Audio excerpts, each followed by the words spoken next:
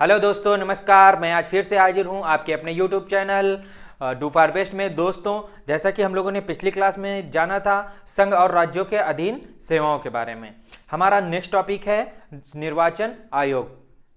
आप सबको पता होगा हमारे देश में लोकतांत्रिक शासन प्रणाली है। इसका मतलब है जो हम देश का शासक होता है या सरकार होती है उसको कौन चुनता है?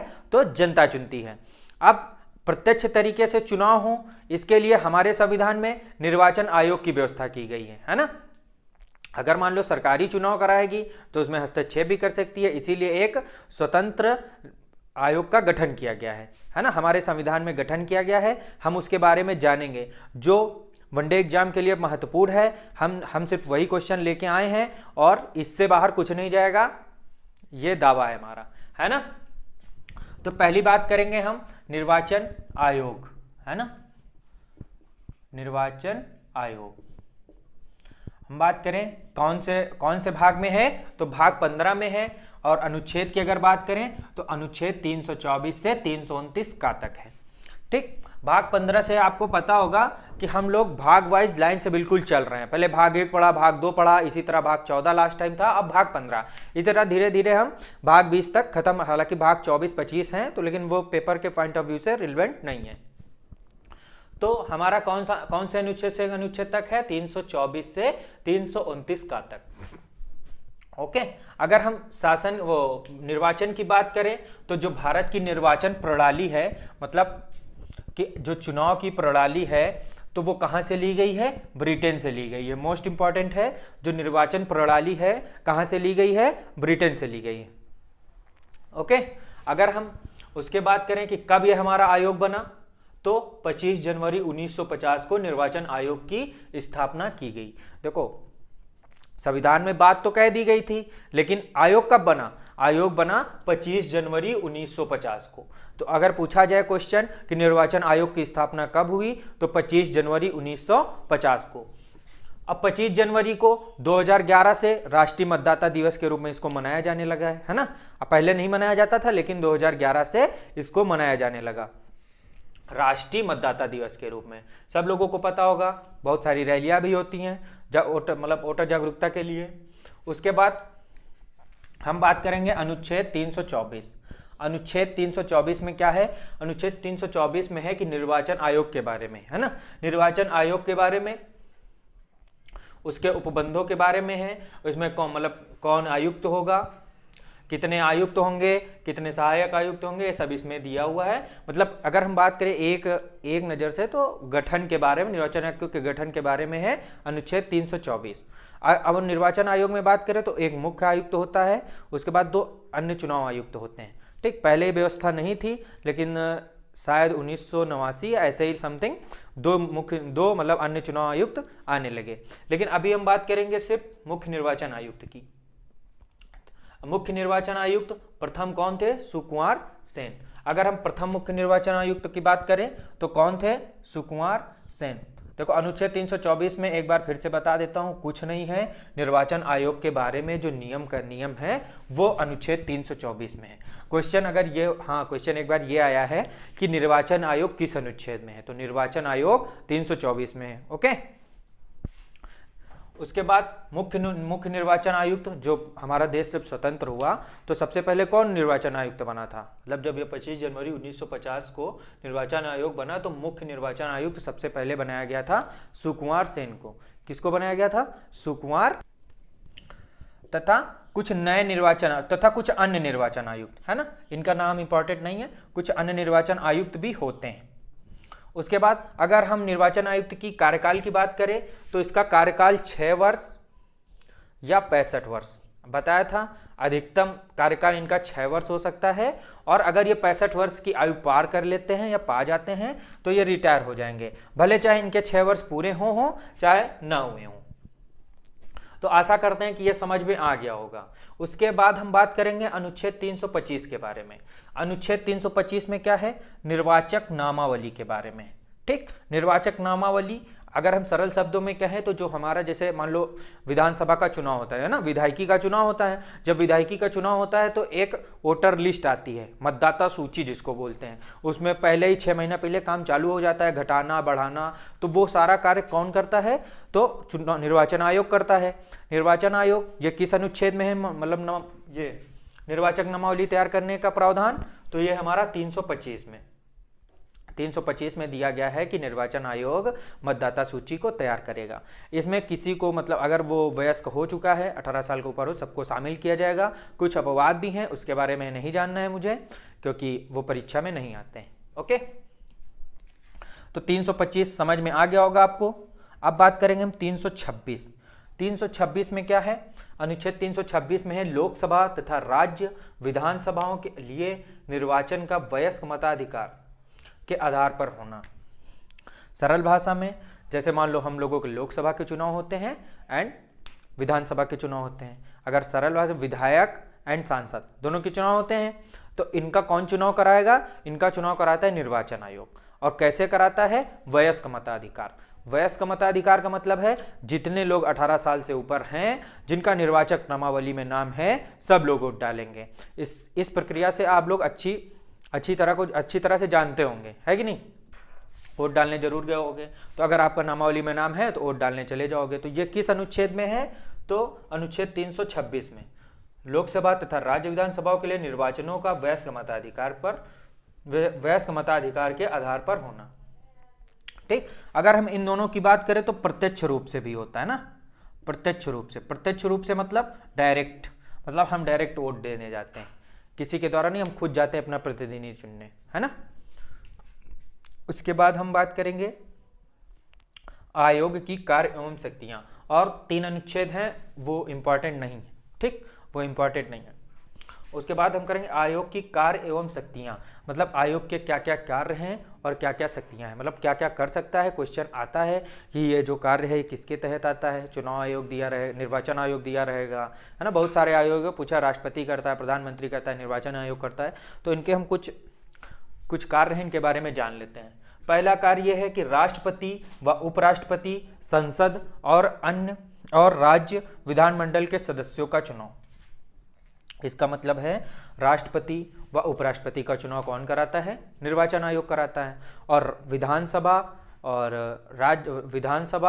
एंड लोकसभा, इन सब का चुनाव कौन कराता है, तो निर्वाचन आयोग कराता है। और बहुत सारे जो मतलब प्रदेशों के अंदर चुनाव होते हैं, जैसे स्थानीय निकाय पंचायतों के चुनाव होते हैं ना, नगर निकाय के चुनाव होते हैं, इनका राज्य निर्वाचन आयोग कराता है। इनका जो निर्वाचन आयोग ये वाला है, इससे कोई संबंध नहीं होता। ठीक, तो पहला कार्य आप जान गए होंगे, इनका काम चुनाव कराना है। किसका किसका, राष्ट्रपति व उपराष्ट्रपति, संसद का और राज्य विधानमंडल का। ठीक, संसद में राज्यसभा लोकसभा दोनों आ जाती है, और राज्य विधानमंडल में विधानसभा एंड विधान परिषद दोनों आ जाती। अगर हम राष्ट्रपति और उपराष्ट्रपति की बात करें तो ये अप्रत्यक्ष रूप से होता है ना, हम लोग इसमें डायरेक्ट वोट नहीं कर सकते हैं। अब दूसरा वर्ग हम जानेंगे, तो दूसरा काम है निर्वाचन क्षेत्रों का परिसीमन। निर्वाचन क्षेत्रों का परिसीमन का मतलब है कि एक क्षेत्र डिसाइड करना, वहां कितने वोटर होंगे, है ना, कितने वोटर होंगे, वो मतलब क्षेत्र डिसाइड करना। ऐसे अगर सरल भाषा में जाना जाए कि वहां कितने वोटर होंगे। ओके, कुल अब तक 4 बार परिसीमन किया गया है। कितने बार किया गया है, 4 बार किया गया है। कब कब किया गया था, तो 1952 में किया गया था, 1963 में किया गया था, 1973 में, उसके बाद 2002 में। 2002 के बाद अभी तक परिसीमन नहीं हुआ है, इसकी बातचीत चल रही है। ओके, अगर 2002 की बात करें तो जो परिसीमन आयोग बना था, इसके अध्यक्ष लिख लीजिएगा, 2002 में अध्यक्ष लिख लीजिएगा, एक बार पीसीएस में आ चुका है, कुलदीप सिंह, है ना, कुलदीप सिंह, ये अध्यक्ष थे परिसीमन आयोग के 2002।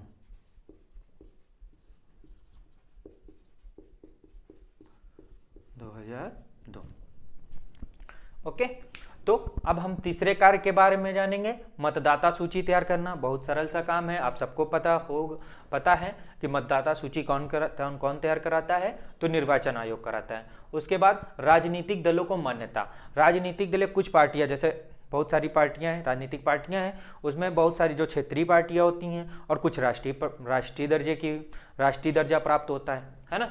तो उसका कौन निर्णय करता है, तो निर्वाचन आयोग करता है इसको। मतलब ये राष्ट्रीय पार्टी होगी, इसका एक मानक निश्चित है, तो उसी के आधार पर कौन डिसाइड करता है, तो निर्वाचन आयोग करता है।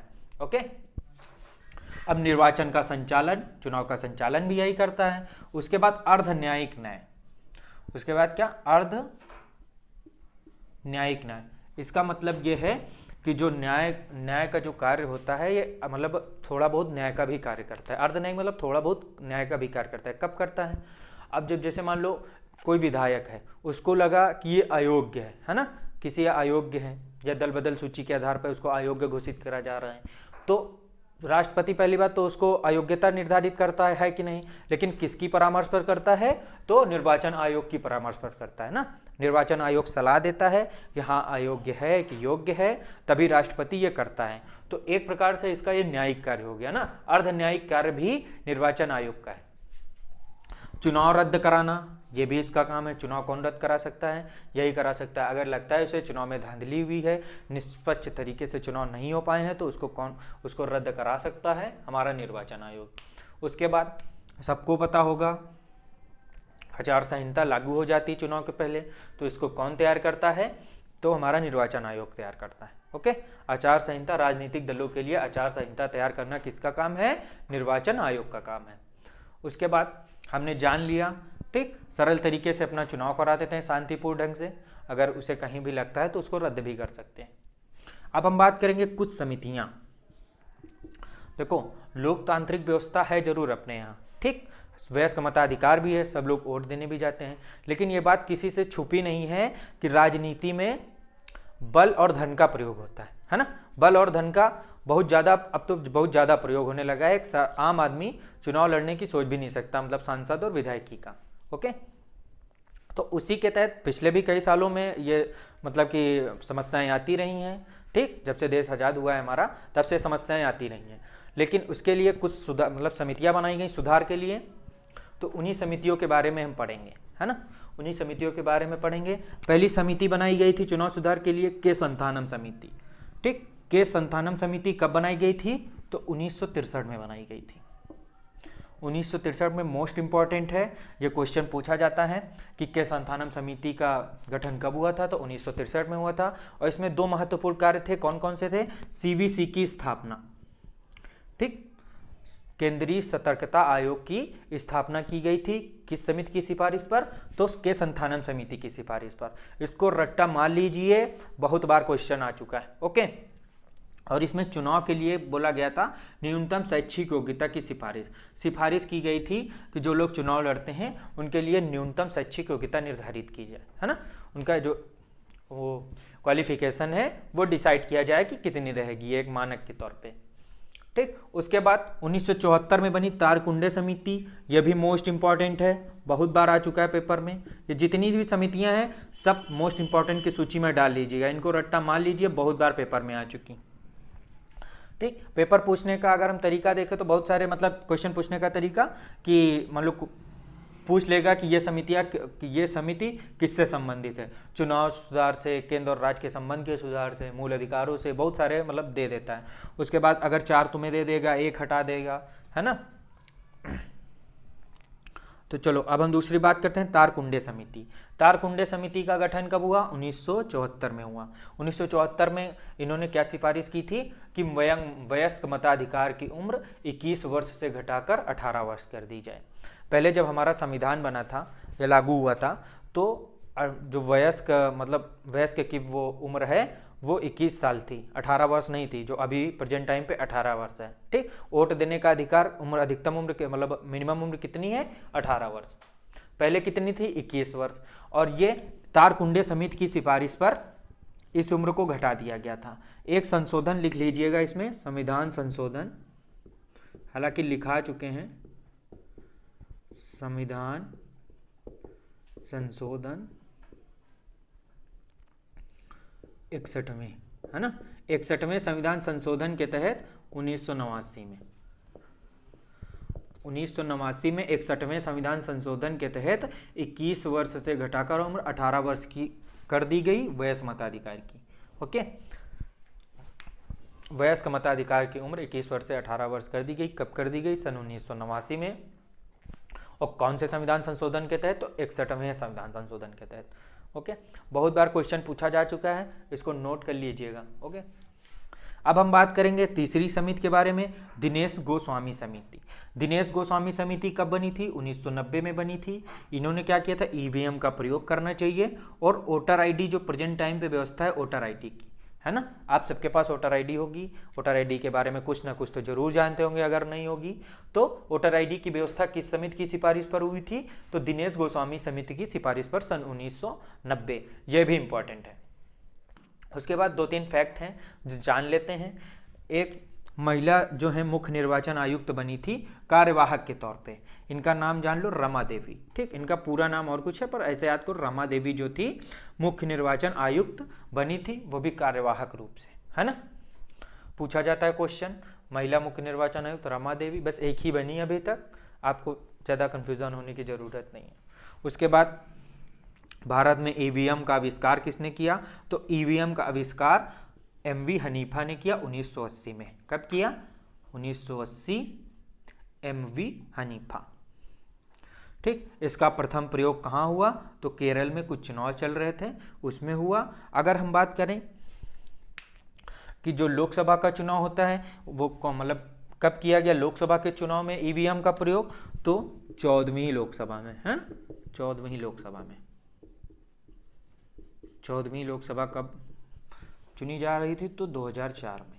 मतलब जो 2004 का चुनाव हुआ था प्रधानमंत्री जी का, है ना, जिनमें मनमोहन सिंह प्रधानमंत्री बने थे, तो उसमें सर्वप्रथम ईवीएम का प्रयोग किया गया था वृहद स्तर पे, लगभग सभी जगह कर लिया गया था। ठीक है, तो एक बार हम समराइज कर लेते हैं आज की क्लास के बारे में। तो हमने पहले जाना निर्वाचन आयोग। निर्वाचन आयोग कौन से भाग में है? तो भाग 15 में है। कौन से अनुच्छेद से? अनुच्छेद 324 से 329 का तक। ठीक, भारत की निर्वाचन प्रणाली कहाँ से ली गई है? ब्रिटेन से ली गई है। इसका गठन कब हुआ आयोग का? तो 25 जनवरी 1950 को निर्वाचन आयोग की स्थापना हुई और 25 जनवरी को ही मतदाता दिवस के रूप में मनाते हैं। कब से मनाते हैं? 2011 से मनाते हैं।